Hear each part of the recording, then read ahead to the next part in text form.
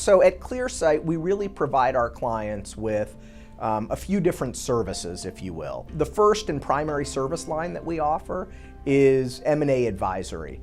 And the majority of what we do as an organization today is focused on that. So somewhere between 60 and 70% of Clearsight's activities are advising our clients in strategic M&A transactions.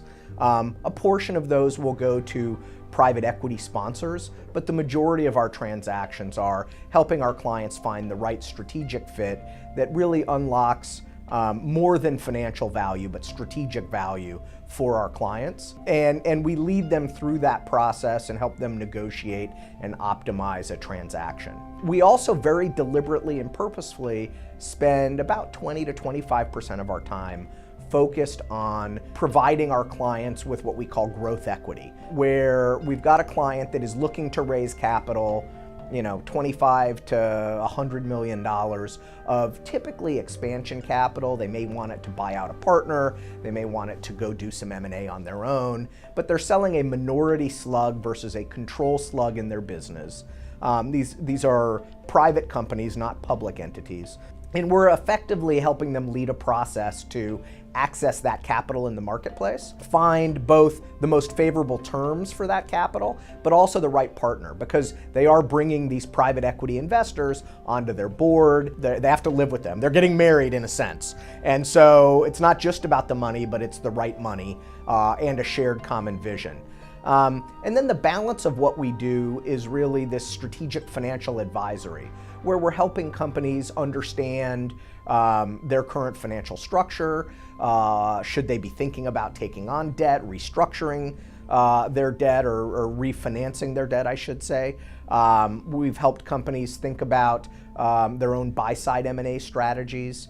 And we're starting to do more and more, from a merchant banking standpoint, where when we're raising capital for companies, we're actually co-investing alongside some of the other investors. And so, when you look at kind of the panoply of things that we do, today that's the balance of where we spend our time and the services we offer.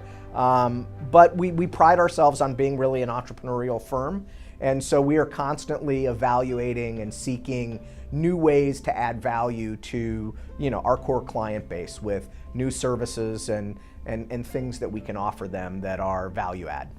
When we think about how to create Clearsight and carve out a path for ourselves and a relevancy in a market niche, we believe that looking at some of the new markets, getting ahead of where we see future M&A opportunities and capital raising opportunities is the best way for us to be strategic, to add value to our clients, to not be an also-ran.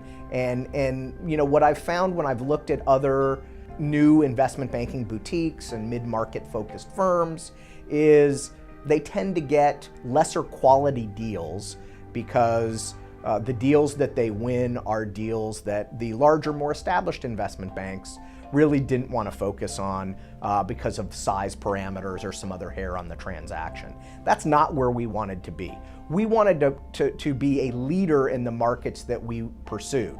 And thus, we didn't want to jump into heavily crowded markets where everybody and their brother is already an established investment banking name, but to look at those markets where our skill set, our relationships were going to drive value for clients, and they were going to be growth areas going forward.